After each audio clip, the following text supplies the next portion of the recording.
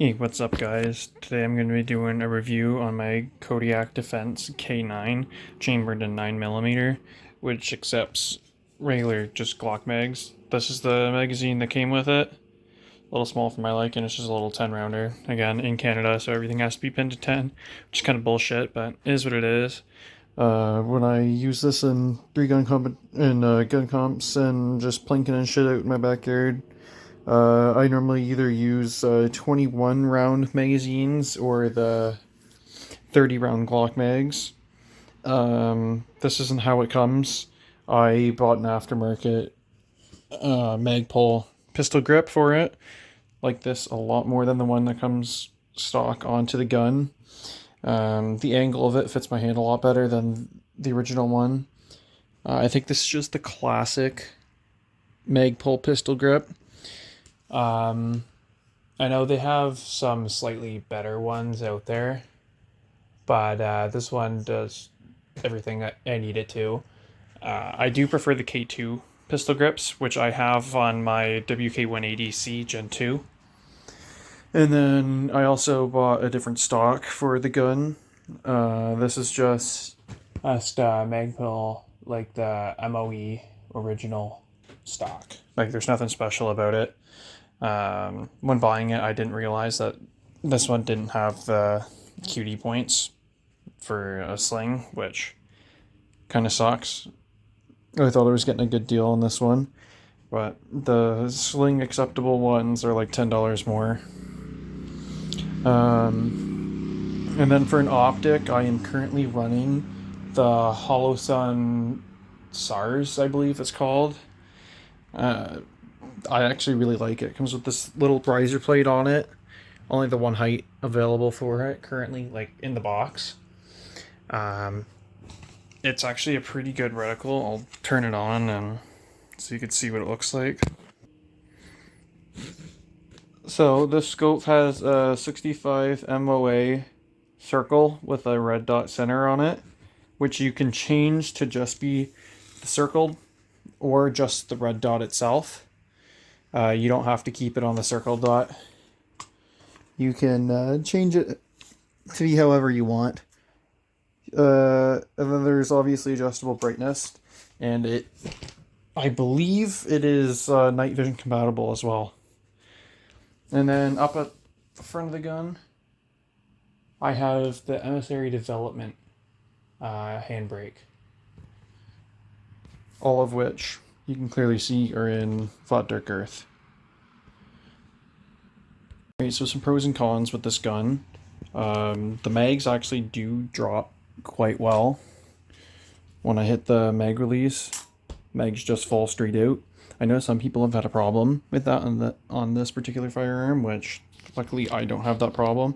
All my mags are like that, not just this one. I've never had trouble with that.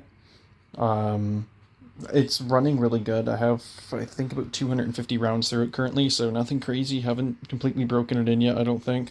Probably should put a couple more rounds in there. I have it dialed in, scopes on.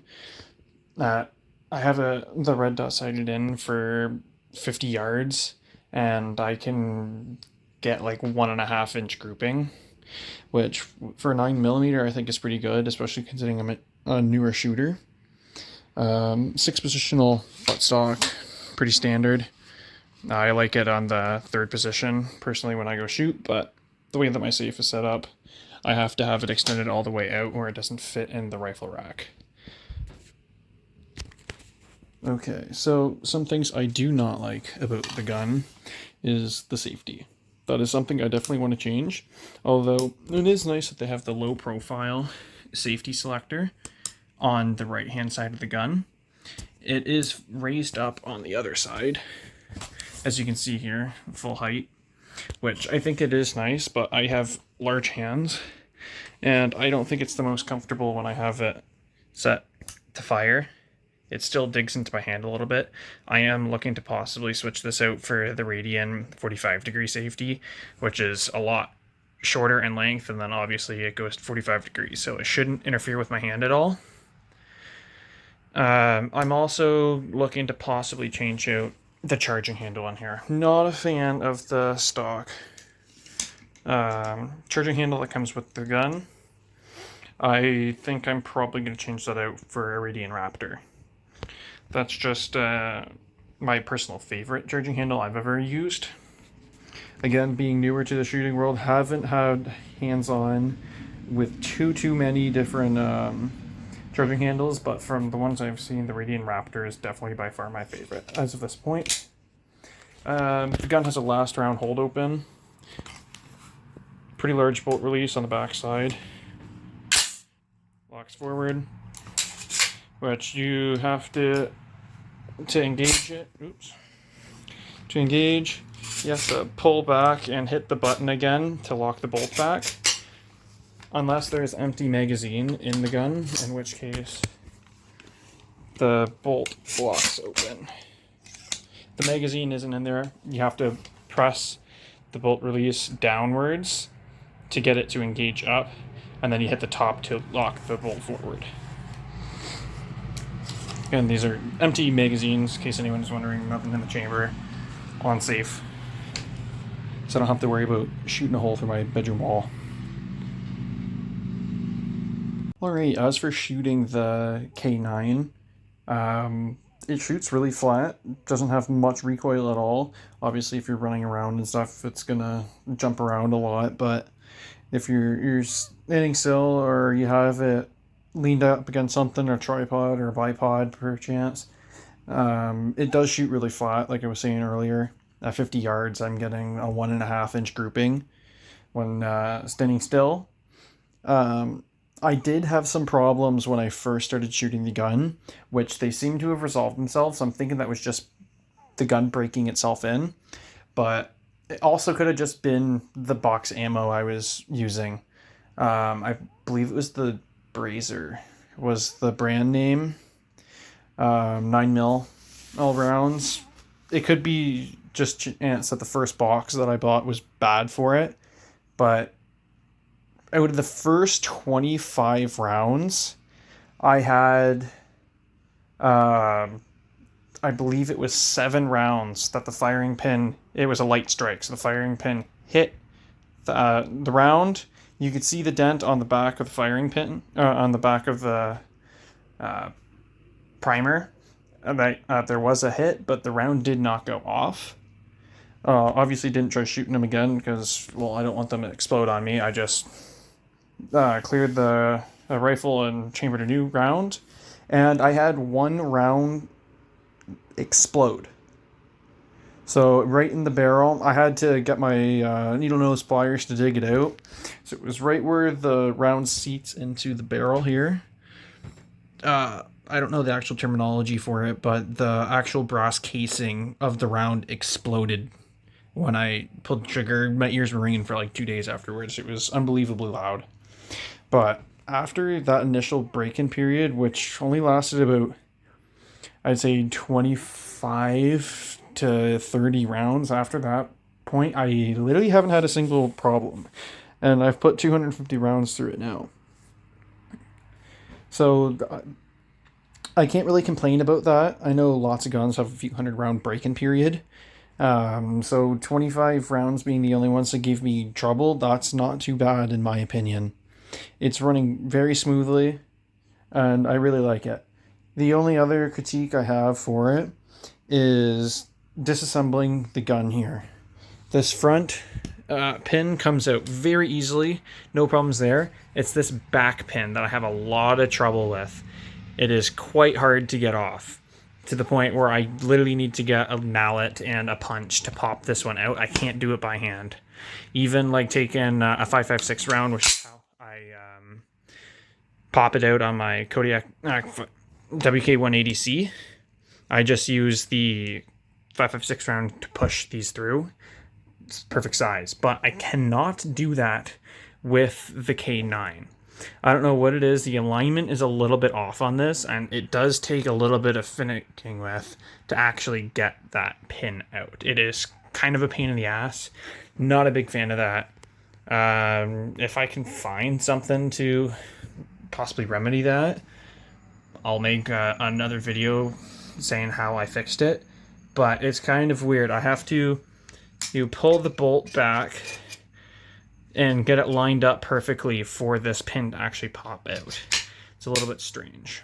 I have the front pin taken out, and this is what I have to resort to get the rear pin pushed out. Again, kind of a pain in the ass. Sometimes it comes out relatively easy, other times not so much. So I've pushing down on it pretty good to actually get it to go. Like, I had to put a good, like, probably 30-40 pounds of force onto those pliers to get these to pop out. Again, sometimes it goes really easily and comes out without a problem. So, taking the gun apart now. As you can see, it's standard AR-15 parts. You can put a drop-in trigger if you like. I think I might do that. Maybe a trigger tack, single stage, probably a 5-pound trigger is what I'd like to do. And then again, change out the safety is something I want to do, as well as the charging handle. Disassembly, other than this rear pin, is very simple. Just pull the charging handle out and the whole system comes out. Little bit dirty. Again, only 250 rounds put through this thing, so it isn't too bad. But the actual pistons slide all the way out. And yeah, this is just one big piece here. And then you can take this off as well. Otherwise, this is just one big solid piece. And this right here is, I think, the problem for the fitment on that rear pin.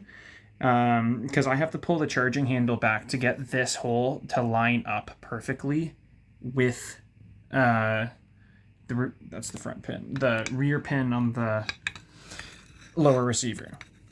So I think that's the culprit. I think that's what's wrong with it. But I'm not sure. It isn't like a big deal breaker. If you're trying to clear rounds and you're in a competition or something, yeah, I'm sure that would suck having that go wrong with it on your gun, because it is definitely a pain in the ass to try and fix. So I'm going to get this all put back together, and then I'll be right back. Alright, so all in all, I do really enjoy the Kodiak Defense K9. I think it's a little bit pricey, but in the Canadian market, we don't really have too many choices. At this same price point, you could get the Ruger PC9. Alright, so all in all, I do really enjoy the Kodiak Defense K9. I think it's a little bit pricey, but in the Canadian market, we don't really have too many choices. At this same price point, you could get the Ruger PC9 or the FX9 by Freedom Ordnance, which my father has the Freedom Ordnance FX9, and it has a lot of issues with it. I know some guys have like no problems whatsoever with theirs and really enjoy the FX9, but in my experience, I've had nothing but trouble using the FX9, which is why I decided to go the Kodiak route. I was on the fence about getting one of the Rugers, but the local gun shop didn't have any of those in stock, but they did have the K9, and it was on sale like $100 off or something. I think I ended up getting the firearm for 1,100 Canadian dollars, which is a lot, but most of the other options on the market are like upwards of like $3,000 to $4,000. So all in all, I would actually recommend this if you're looking to get into target shooting or 3-gun competitions. My local 3-gun competition lets you run 9mm instead of 5.56. So I like it for that, less recoil. It's easier to put multiple rounds on target quickly. But yeah, thanks for watching my video. Hope you got something out of it. Maybe next time I'll try putting out a range video, but no promises.